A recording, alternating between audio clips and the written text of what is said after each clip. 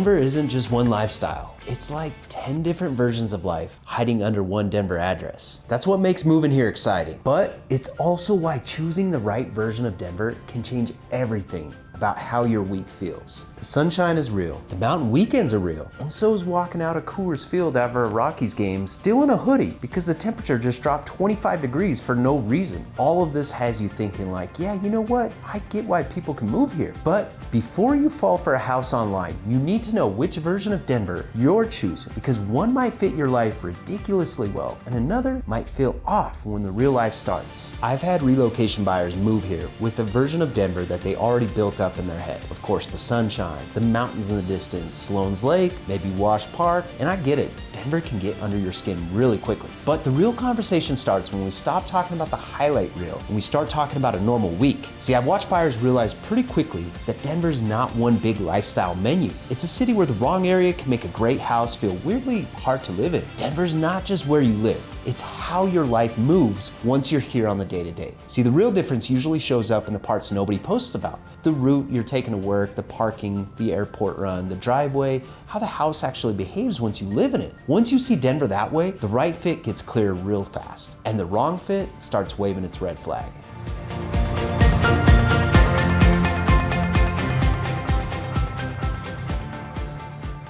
The weirdest part about moving to Denver is that the house is actually not the thing that makes or breaks your move. You'd think it would be, right? You land here, the sky's doing this ridiculous Colorado blue thing, the mountains are sitting off to the west like they're just part of the skyline, and suddenly your brain starts shopping for a new life before your budget has even had a chance to clear its throat. Denver gets people that way. It got me that way. You start picturing these sunny mornings, trail dust on your shoes, coffee before work, weekends where you're not just doing chores and pretending a Target trip counts as your activity. Then the normal week shows up with a clipboard. I had a buyer come here fired up about Denver. They had built online. In their head, Platt Park felt like the obvious fit. It had this older home character, coffee runs, tree-lined blocks, enough city energy to feel connected without getting swallowed by it. And that's where their friends lived when they visited, so it naturally felt like the right place to be. Then we mapped out their actual week. Their job kept pulling them towards Broomfield. DIA mattered because they traveled, took like 2 or 3 times a month. Parking mattered more than they expected.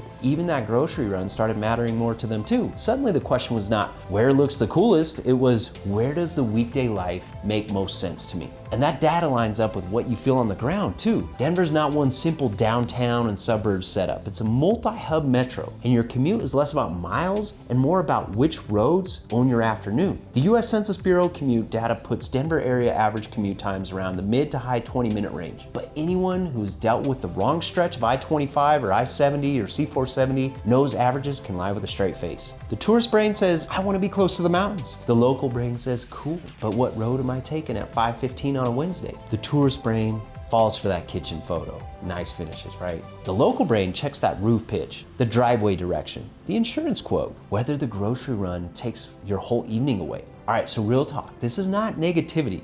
This is how you protect the dream, and Denver can absolutely give you what pulls people here in the first place. So that morning sun that makes winter feel less dramatic, the trail dust on your shoes, a fast shot west when the timing is right, but the move that actually works usually comes down to the details that sound boring until they start charging your time, money, or patience. A commute that does not eat your personality. A realistic route to DIA, a home that still makes sense after insurance, maintenance, all the little home ownership surprises start introducing themselves. The 20-minute neighborhood idea matters because of this. It's not some fancy planning phrase, but a real test. Can you handle the weekly basics without turning every errand into a road trip? The right Denver fit feels like your week has less friction and more room to breathe. The wrong fit still looks great online, but real life feels too much friction. So think less like a visitor and more like a local before you move here. It's not about what looks cool. The better question is, what life am I actually trying to build here? And when that answer gets clear, the map stops looking like a guessing game and starts showing you where your Denver life might actually work. So if you're thinking about moving to Denver, Colorado, and you want help figuring out which part of the metro actually fits your life, reach out to us. We're your local Denver real estate team of choice, all right? And we help buyers compare their budget, their commute, their area fit based on their lifestyle, the week, and what you're actually trying to do when you live here. So call, text, email us anytime. All the information is in the description below. Let's build your Denver game plan the right way. The biggest Denver mistake is thinking that everything is close on the map here in Denver, and they're just not. So on the map, you could be looking at like South Denver to Aurora, or South Denver to Arvada, City Park to Lakewood, Westminster to Thornton, Broomfield to Littleton. It all sits inside this big Denver bubble, so people think they're choosing between these neighborhoods, but really what they're choosing is how their week is gonna feel like, right? So close in, Denver has its own rhythm. In places like Platt Park or City Park, the day can feel like it starts before you do. You got these older homes, morning dog walks, sidewalks with actual foot traffic, and that low hum of people moving around before work. For example, Athmar Park has its own rhythm too, with just quick access to different parts of the city, but a more practical and affordable mortgage payment. Now, that kind of setup can work really well if you want to feel connected. You're closer to the last minute, dinner invitation, the park hang, the rec league game, or the thing that, say your friends are texting you to go to 40 minutes before. But closer does not always mean easier. See, older homes can come with these bigger projects. Parking can get pretty weird. And if your job, family, or weekly routine keep pulling you away from the core, being central might not save you the time you think it will. Denver doesn't just run through one center anymore. Downtown still matters, yes, but so do the Denver Tech Center, Anschutz, Interlock, and Broomfield, all these different job pockets scattered around the metro area. A home can look perfectly placed on paper and still feel annoying if your week keeps pulling you the other direction. So once you leave the core, the trade-offs get louder though. Arvada and Lakewood often come up when buyers want west side access without giving fully up like the Denver vibe, right? Westminster matters more when you're going like North Metro routines are more in play. Broomfield starts showing up when work, timing, and Boulder area pull becomes part of the picture. Littleton hits differently for people looking more southwest, especially if they want older neighborhoods, trail time, daily routes that feel less plugged into the core. Now, the better question is not which place is better, that's the lazy way of looking at it. Ask which area removes the most friction from your week, right? So 2 homes 15 minutes apart on a map can create totally different weeks. One buyer might care more about getting to a gym class without their planning their whole evening around it. Another might need a smoother school research process after verifying with great schools, niche, or district websites. Someone else just wants dinner plans that don't require a spreadsheet. None of these choices are wrong. They just come with different receipts. So drop it in the comments. Which Denver lifestyle do you think fits you the best? Closer in city energy or more elbow room outside the core? Now, the outer ring areas are where the trade-offs get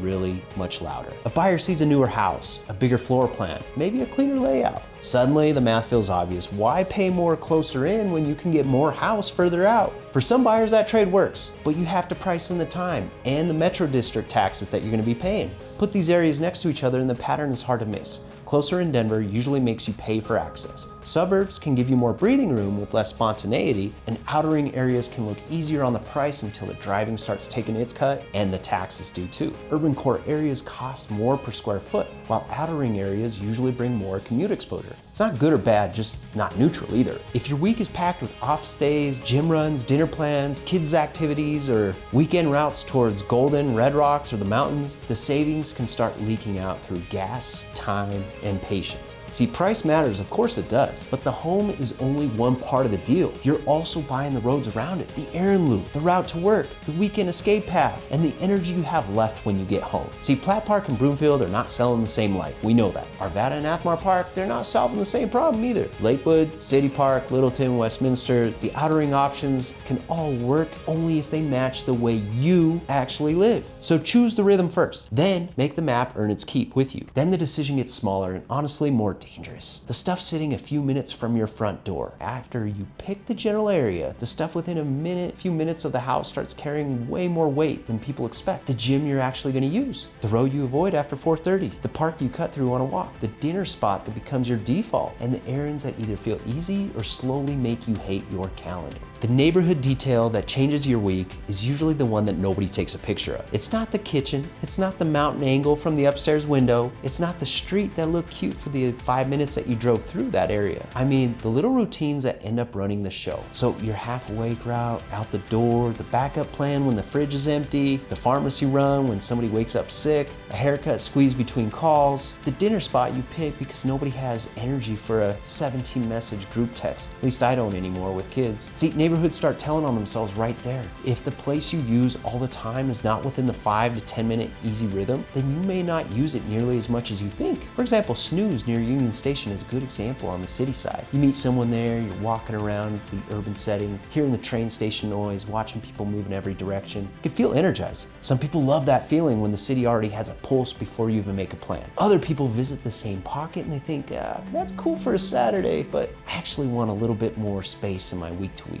Now that reaction matters too. For example, Little Man Ice Cream in Lohi tells you something different. On a warm night when people are lined up, strollers are rolling through, and everybody is half in conversation and half debating the flavors, you can feel whether that kind of neighborhood rhythm works for you or not. And it's not because ice cream should drive your home search. Please do not make a $500,000 decision based on waffle cones. Local routines show you what people actually do there, and that's important. The real test is a weekday version. A neighborhood can look incredible on a Friday night. Lights are on, patios are full, people are out, the whole thing feels great and alive. But Tuesday morning tells the truth. That's where you find out if the route works, if the parking is annoying, if school research checks out for your situation, if the pickup order is easy, and if your regular stops fit into the day without turning it into a scavenger hunt. See, I tell buyers to stop judging the area from the main street, start testing the little loops. Park the car, walk the block, try a pharmacy run, go to the grocery store, see what the street feels like when people are getting home. Check whether your regular places are actually easy enough to use. The research version of this is simple, and honestly, it matches what buyers feel fast. Having 30 options nearby doesn't matter much if you only really plan to use 3 of them.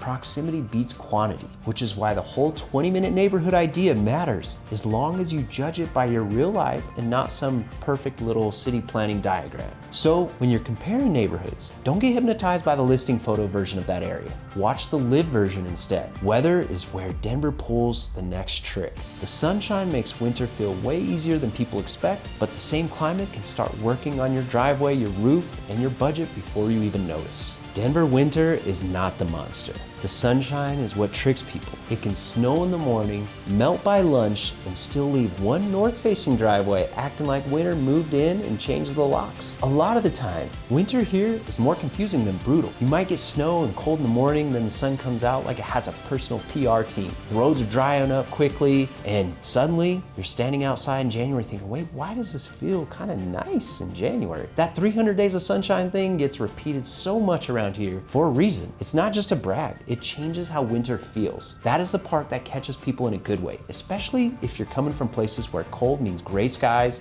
wet air, and 3 straight months of everyone looking emotionally defeated. But Denver weather still has teeth. The dry air will humble you quickly. Bring your chapstick, your lotion, your skin, your lips, your plants, your sinuses. Everybody has an opinion. Temperature swings can hit hard enough that you leave the house dressed for one season and you come home wondering if you missed a whole plot twist on your day. Hail is where the climate stops being cute, starts acting expensive. It's not homeowner drama. The insurance research we pulled shows Colorado premiums have jumped nearly 30 to 60% since 2020, with hail and wildfire risk pushing those numbers up. Hail can beat up roofs, gutters, siding, windows, sometimes the cars that you're just minding their own business in the driveway too. Wind, it runs its own chaos. So especially when patio furniture decides it wants to meet the neighbors with even asking you first. I've seen this happen, especially with my staging furniture on a listing. A west side home in Lakewood or a foothill leaning search toward Golden can come with different questions before you write an offer than a flatter pocket further east area. So driveway direction is one of the tiny Denver details that sounds ridiculous until you actually live here. A south-facing driveway can be a real advantage because the sun helps melt that snow more quickly. A north-facing driveway can hold ice longer, and after a few freeze-thaw cycles, it starts acting like it has unresolved issues with your driveway. Tiny detail, big difference when you're trying to leave for work without performing a figure skating routine in shoes with no grip. So when you're walking through a home, do not just look at the pretty rooms. Check the roof line, check the grading around the house, the driveway, the hail claim history, where snow will sit, and where water is going to run after the next round of snow. Sun, melt, repeat. Learn how Denver handles winter, and it gets a lot less intimidating. The sun does half the emotional labor. Sometimes snow gets blamed for problems that really started with the roof, the grading, the driveway, or the insurance quote nobody asked for early enough. Weather does not stop at your jacket and snow shovel. It follows you into price, payment, insurance, taxes,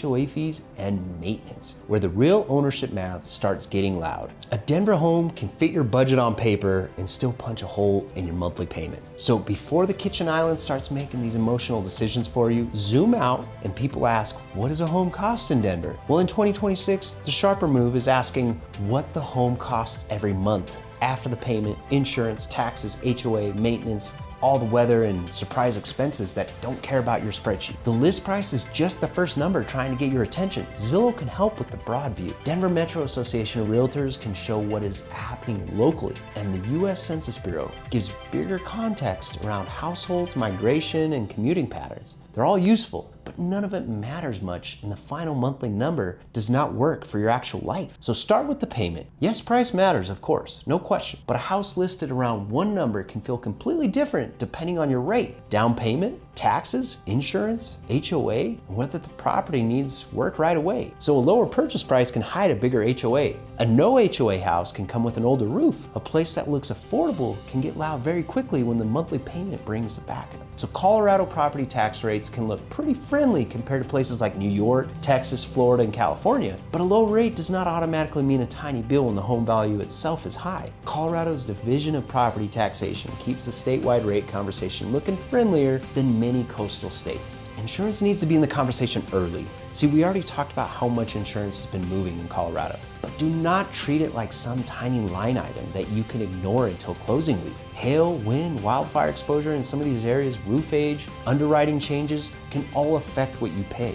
You need to factor this in before even writing an offer on a home now. HOAs are another place where buyers can get surprised. They're not automatically bad. Most people think that, but some cover things you might actually want handled, like snow removal, exterior maintenance, building insurance. The monthly fee is only the first page. You also want to know if the reserves are healthy, whether dues have been climbing, and if special assessments are lurking around like a surprise party that nobody asked for. Maintenance is the part that waits until you feel settled, then clears its throat. Angie's Home Maintenance Guide commonly puts annual upkeep around 1 to 3% of the home's value depending on age, condition, and property type. So here, $600,000, you better be expecting to pay around $6 to $12K a year. And that's just on average. Some years are quiet, then one year the roof, furnace, sewer line, and universe all start a group chat. Old Denver bungalow can have a ton of character, but character sometimes brings friends. Sewer scopes matter. Foundation movement matters. Expansive soils can matter. Drainage matters. Roof age matters. Windows, HVAC, electrical updates, and exterior upkeep can all change the real cost of ownership. Now, the pretty rooms are the fun part. The systems are where the money hides. Denver's absolutely doable, but it rewards buyers who get honest before they shop. The people who make the cleanest moves are not always the ones with the biggest budget. They're the ones who know their full monthly comfort zone and refuse to pretend the extras don't exist. For one buyer, the smart play is slightly smaller home and a stronger daily location. For another, it's a townhome where the HOA actually earns its keep. Someone else might go further out for the space, but only after the commute and maintenance are already baked into the math. That is not settling. That is buying like someone who still wants to enjoy life after closing. Comment monthly payment if you want a future breakdown on how Denver buyers are thinking through price, payment, insurance, taxes, HOA costs, and maintenance for today's market. Now, after the money works, the next bill is time. You can nail the payment, understand the insurance, and still feel like the move is off if the drive steals your energy every day. Denver's commute will tell you about a bad fit really quickly. The same 12-mile drive in Denver can feel like two completely different life choices. One version is easy. Music on, roads moving. You feel like you picked the right side of town. The other version is brake lights, weather, construction, and you quietly bargaining with yourself about whether that extra bedroom was worth becoming a worse person for every afternoon. So don't judge a home by mileage alone. Look at the route, the timing, the direction you were headed, and whether that drive is still cute when the whole metro decides to move at once. Denver's not a simple everybody drives downtown city anymore. Downtown still matters, yes, but so does Denver Tech Center, Anschutz, C470, DIA, the employment pockets that pull people all over the metro no matter what look close on Google Maps at 10:45 at night. A house can look like it sits in the middle of everything, but if your day keeps pulling you across the wrong corridor, the road starts charging rent too. Living in Northwest and working near the tech center is a different setup than living in Highlands Ranch and working in Littleton. Lakewood can feel easy if most of your movement pulls west. Interlocking can make a North Metro routine feel way less chaotic if your job, errands, friends, and weekend weekend plans already run that direction.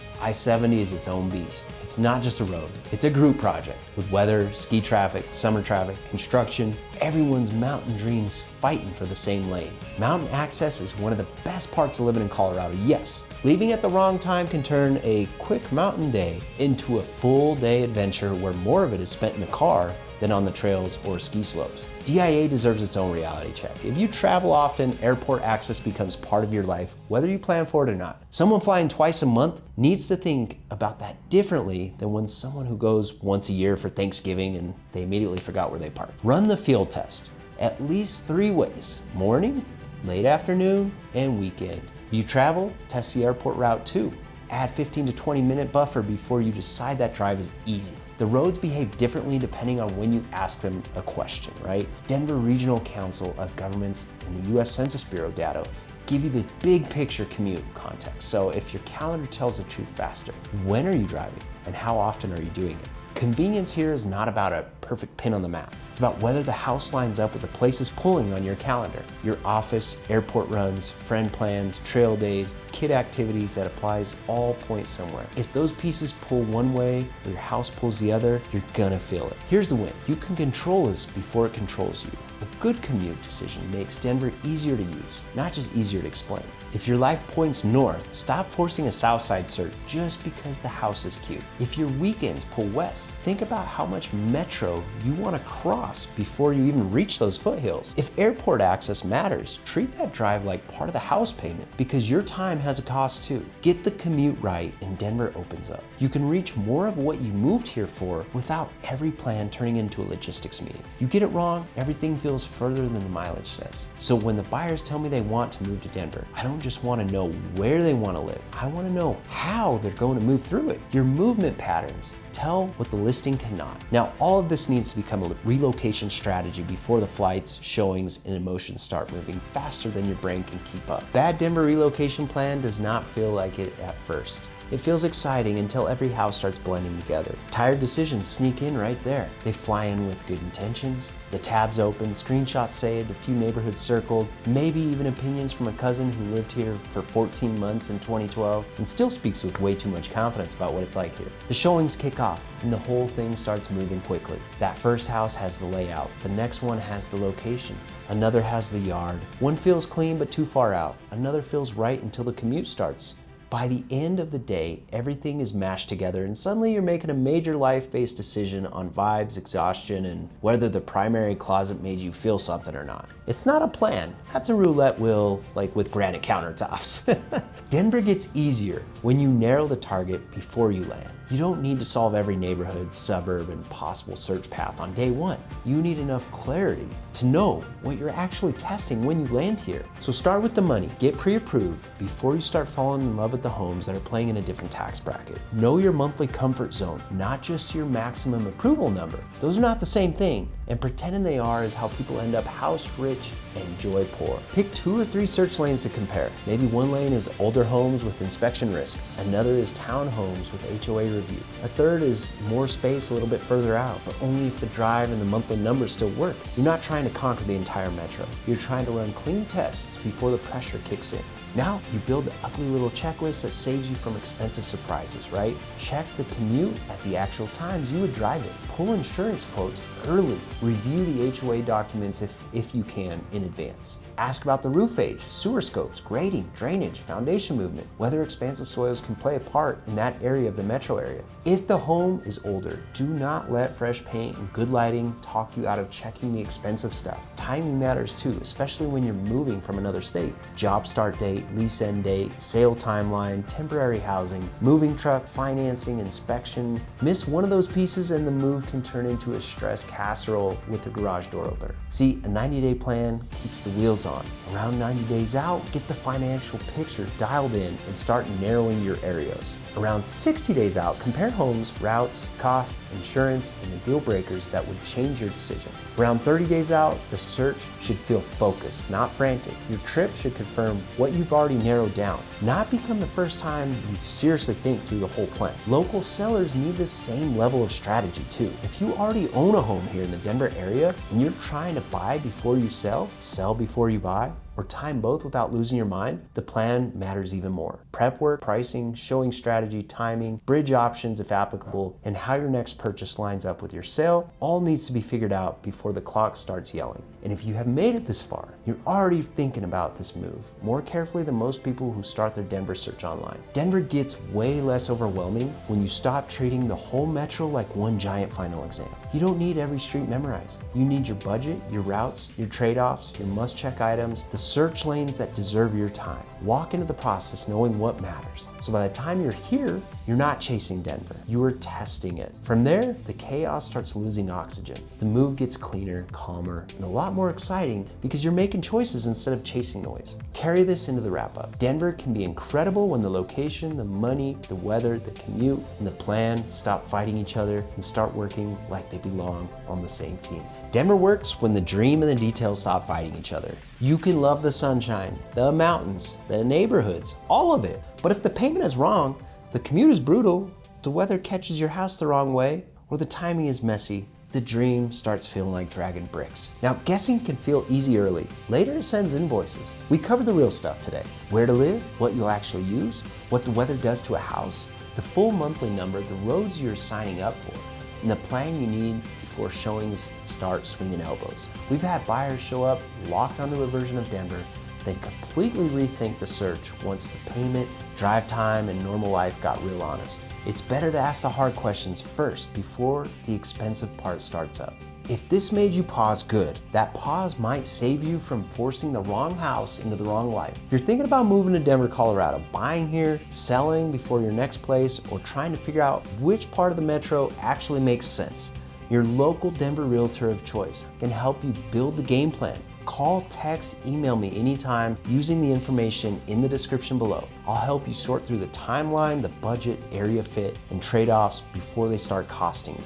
And I invite you to go ahead and subscribe to the channel, as I'll be talking more about other areas in the Denver metro in the coming videos. The next video will help you compare where to live, what to avoid, and which Denver area trade-offs are actually worth it before you pack a single box. On the end screen, tap the video that breaks down where to live in Denver next, or grab my contact information in the description when you're ready to talk through your move. All right, thanks for watching. I appreciate you all being here, and I'll catch you on the next one.